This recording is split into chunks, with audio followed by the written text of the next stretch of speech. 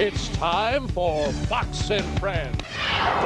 All right, the report is done. The names are out. So now what? How will Major League Baseball and its players recover from the steroid era? Well, joining us now from Atlanta is sports marketing expert Dave Sutton.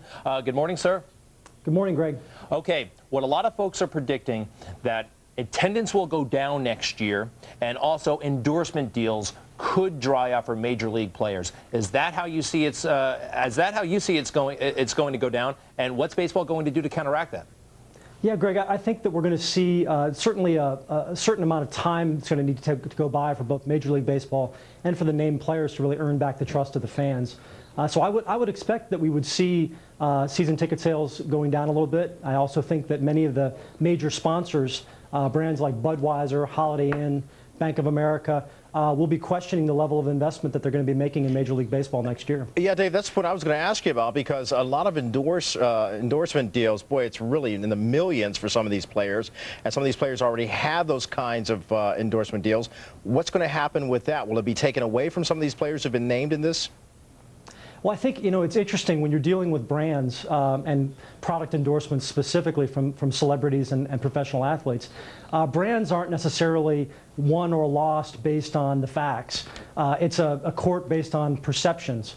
And unfortunately for many of these players, I do believe that major brands will question the validity of these endorsements. And I suspect that we'll see many endorsement contracts will be terminated for cause as a result of some of the actions of these players. Okay, you're a marketing expert. You're familiar with the public relations game. Do you have any advice for these players or for Major League Baseball? I mean, how does baseball get back on its feet? Hope by next season, if that's possible. Well, it'll be interesting to watch what happens in the early stages here. Most crisis management situations, as we're seeing this one unfold, the game is won or lost in the early innings. And I think in this case, it'll be very interesting to watch the actions of Major League Baseball, the Commissioner Bud Selig himself, and how closely he follows the recommendations of the Mitchell Report. I think it'll be interesting to see how the Players Association actually responds and either supports or kind of acts as somewhat of a little bit of friction associated to the Commissioner's office. And then thirdly, how the players themselves actually deal with these allegations. I mean, if they are guilty, I think sometimes it's important to come forward, tell the truth, and really try to take control of the dialogue if you can. I understand what you're saying, but look, I mean, Senator George Mitchell, the investigator in this, went on to say that he's discouraging any disciplinary action taken against the people that he's named. But Selig comes out and says he's going to take some action. But what action can he take? Well, I think specifically he can, get out at the message that in many cases the players that are not taking performance-enhancing drugs are actually the real story here.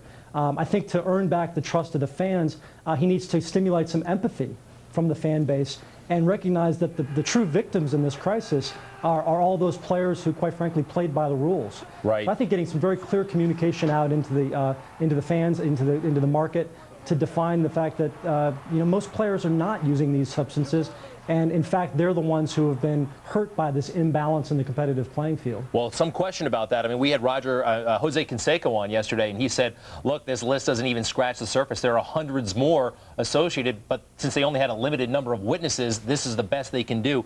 What do you predict? Do you see any major stars losing contracts right off the bat? In terms of endorsement contracts? Yes. I suspect that there may be some, again, depending on the nature of the brand itself, how closely this particular crisis ties to the perception with that brand. Yeah. Give you a good example. If one of these athletes was endorsing a over-the-counter medicine, for example, or a pharmaceutical product, obviously there's going to be some clear action taken on the part of those brands to distance themselves and separate themselves from this the affiliation as much as possible. I know there's some sports screens out there. I remember some stars in there. Well, Dave Sutton, we'll be watching very closely. All baseball fans will be. Thank you very much, sir. Thank you, Greg.